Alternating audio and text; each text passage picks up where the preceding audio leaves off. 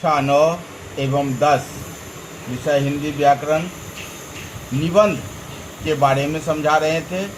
जो निबंध का अर्थ क्या होता है, निबंध के अंग क्या है और निबंध लिखने वक्त क्या किन किन बातों का ध्यान रखना चाहिए, इस बारे में बता दिए थे। अब निबंध की कुछ विशेषताएं हैं। निबंध की भाषा सदैव, निबंध की सामान्यतः निम्नलिखित विशेषताएं हैं। निबंध की भाषा सदैव विषयानुकूल होना चाहिए, या अर्थात विषय के अनुकूल होना चाहिए। निबंध में वर्तनी की शुद्धता तथा विराम चिन्हों का ध्यान रखना चाहिए, यानी कहाँ पर कॉमा, कहाँ पर पूर्ण विराम, कहाँ पर अर्ध विराम। विचारों में क्रमिकता तथा सुसंबद्धता होनी चाहिए। वाक्यों की पुनरावृत्ति नहीं होनी चाहिए। निबंध में सूक्तियों, लोकोक्तियों और मुहावरों का प्रयोग होना चाहिए। इससे सुनने में, पढ़ने में भाषा सरस और रोचक लगती है। और शब्द सीमा का ध्यान देना चाहिए।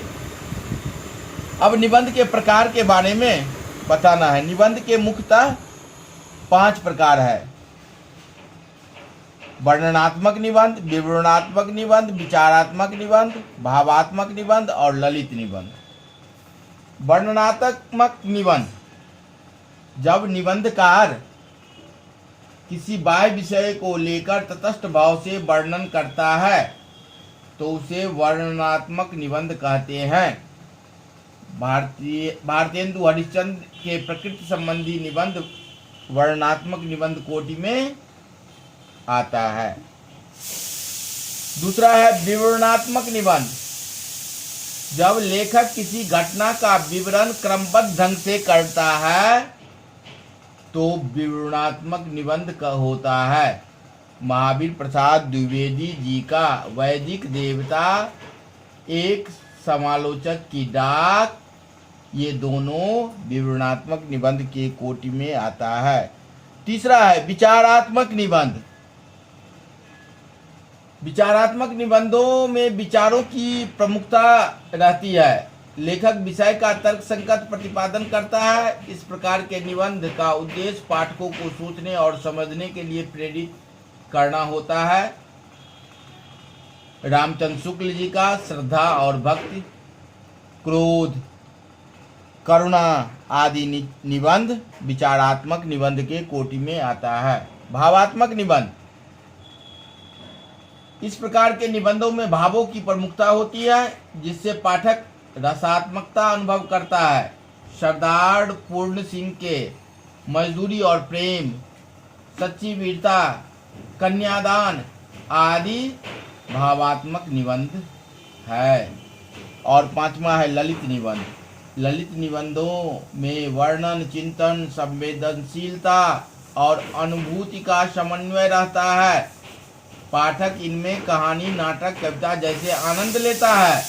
ललित निबंधों के लेखक के व्यक्तित्व का प्रभाव अधिक रहता है। स्वच्छंदता, कल्पना और लोक जीवन से लगाव ललित निबंध की विशेषता है। हजारी प्रसाद द्विवेदी जी का अशोक के फूल, आम फिर बौरा गए आदि निबंध ललित निबंध के कोटि के अंतर्गत आता है। अब निबंध की शैली, तो हिंदी भाषा में निबंध 2 प्रकार की शैली में प्रायः लिखा जाता है: व्यास शैली और समास शैली। व्यास शैली, व्यास का अर्थ है विस्तार। व्यास शैली में विषय को अनेक खंडों में विभाजित करके विस्तार से समझाया जाता है।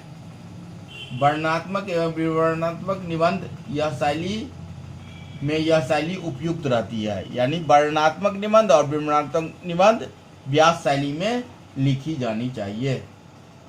हजारी प्रसाद द्विवेदी के शिरीष के फूल निबंध व्यास शैली में लिखा गया है। रामचंद्र शुक्ल के श्रद्धा और भक्ति व्यास शैली का उदाहरण है।